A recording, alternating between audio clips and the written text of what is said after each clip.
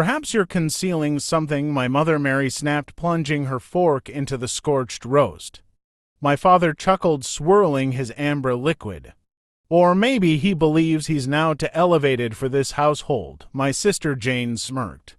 Seriously, he probably wastes all his funds on himself. Their laughter filled the dining chamber, sharp, echoing familiar. It was the same laughter that once echoed when I was a boy standing in that same corner clutching my damaged science fair project while they commended hers. This time I didn't return a grin. I set my fork down slowly, deliberately. Actually, I stated, my voice composed, there's something I've been meaning to inform you all of. The meal table became silent. 3 faces rotated toward me. Suspicion in my father's gaze, irritation in my mother's, amusement in my sister's. I reached inside my jacket and withdrew the envelope. Thick official. My sister's smirk momentarily vanished.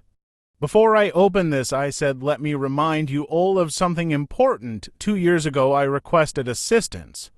Not cash, not favors, merely a signature so I could co-sign a modest loan to launch my own business, a design corporation. I had clients ready and proposals prepared. Dad laughed, saying I was merely playing businessman. I continued. Mary called it a temporary phase. Jane rolled her eyes and advised me to find a proper career.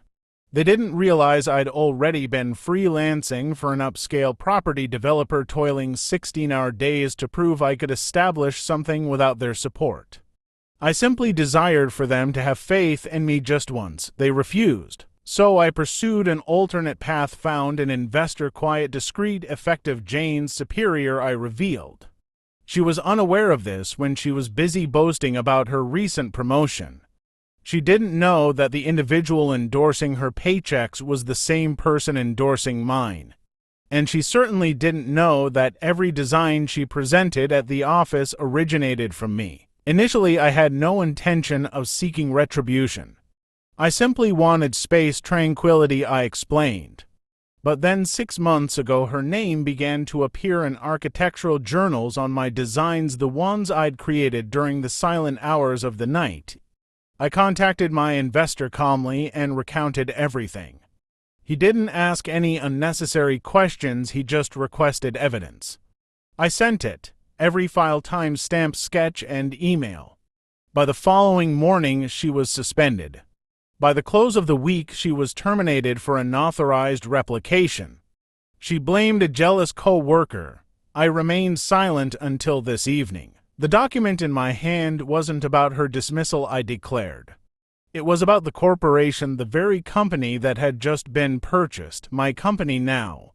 I had spent the last 2 years quietly acquiring shares bit by bit through shell organizations and investment collectives. The ultimate transaction closed this morning, and guess whose name was still listed on the property agreement, I asked. My father's construction firm, the one that was indebted to us thousands for delayed payments. He believed he was invulnerable, that the contracts he signed under the table would never be uncovered.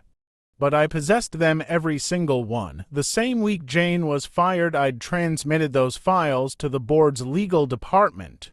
They labeled it fraudulent subcontracting. I termed it poetic symmetry. I laid the document on the meal table. My father's smile fractured, my mother's hand frozen midair. Jane leaned forward. What is that? She whispered. The future, I stated plainly. I opened it and read it aloud.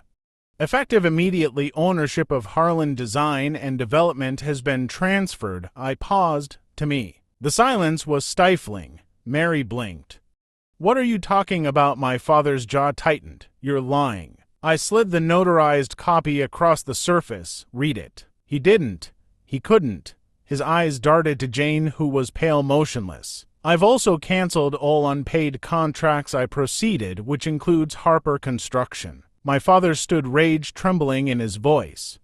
You sit down. The words emerged low, composed, uncheckable. He sat. I turned to Jane. You stole my labor, fabricated about it, and ridiculed me for years, so I made certain the industry was aware of the truth in your own handwriting. She swallowed hard. You destroyed me. I leaned back. No, you accomplished that yourself.